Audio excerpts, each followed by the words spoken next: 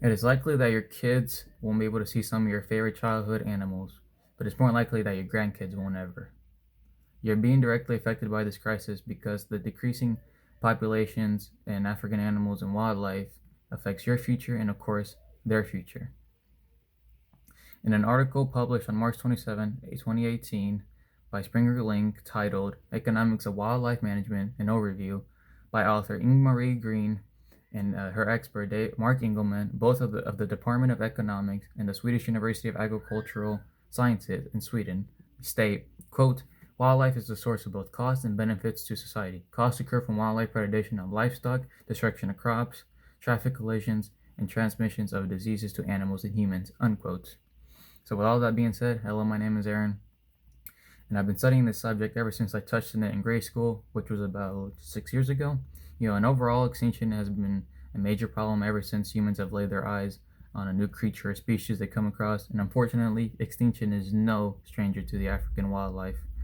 Some African creatures are actually in critical condition. They're critically endangered and they're under constant threat. So that means they're on the brink of being completely wiped out. As you can see here on slide number 1, we have the last male northern white rhino, one of the last of its kind, being guarded heavily by Kenyan troops, which is actually a tragic sight to behold. So, the organization I'll be working with today is the African Wildlife Foundation, and they're a nonprofit organization and the leading international conservation organization that focuses on Africa's wildlife and wildlands. They have a short but powerful mission statement that says, quote, we're working to ensure wildlife and wildlands thrive in modern Africa, unquote. So today I hope I persuade you to join in the supporting the efforts of the African Wildlife Foundation and their fight against the risk of extinction for their African wildlife. So first, let me go into more detail about the crisis that we're facing today. So global extinction as a whole is at risk, especially in Africa. And half of African species are actually going extinct, and some countries depend on these endangered animals for tourism, and since they're native to the country, of course, just to protect them. For example, the African population is only at 400,000 compared to 5 to 10 million 90 years ago, and the Lion's Kingdom actually shrinks every year, and there's only one species of gorilla that's growing right now. So right here, slide number 2, we have a list of endangered species, including the gorilla, like I just mentioned, the giraffe, and some wild dogs, and the rabbit is number 1, surprisingly. And some of these creatures have been endangered since the 80s, the 90s, the early 2000s, and even over a decade ago. An article titled Africa's Endangered Species by the Numbers, published on May 4th, 2018, by author Thompson Safaris, who has spent the last 35 years in a country in East Africa studying this subject, accompanied by his expert Rick Thompson, who has been guiding Africa since 1979, in a source published by Thompson Safaris himself. They say, quote, their territory has been reduced to a few protected refugees, and they are under constant threat. Many could face extinction within a matter of decades, unquote. And of course, they're referring to some animals like the elephants, lions, cheetahs, etc. So next, I'll discuss some potential solutions to this crisis.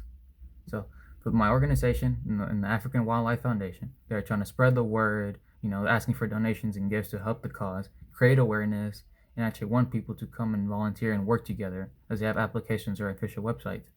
A talented filmmaker by the name of Louis Theos is using his talents to actually try to make a change, and he actually has belief for it.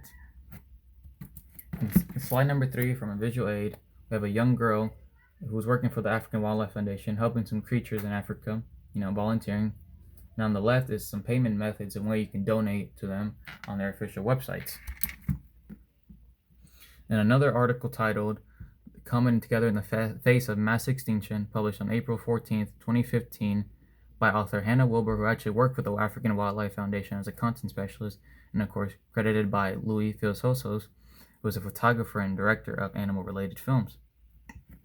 She quotes, quote, with poaching rates continuing to exceed elephant population growth rates, it's conceivable that they can go within our lifetime, unquote. And of course, when she says within our lifetime, she means anybody alive right now, our current generation. So finally, what would happen if this crisis stayed untouched, and what would happen if we actually did something about it? So as for the consequences, well, of course, more animals would be killed, especially African animals, as we're talking about today. Poachers would be, doing their thing. They would keep going, they wouldn't stop, and the black market / illegal trading will actually continue, and parks / agencies attempting to stop this crisis could go into a financial crisis themselves. For example, as for context, tens of thousands of elephants have already been killed.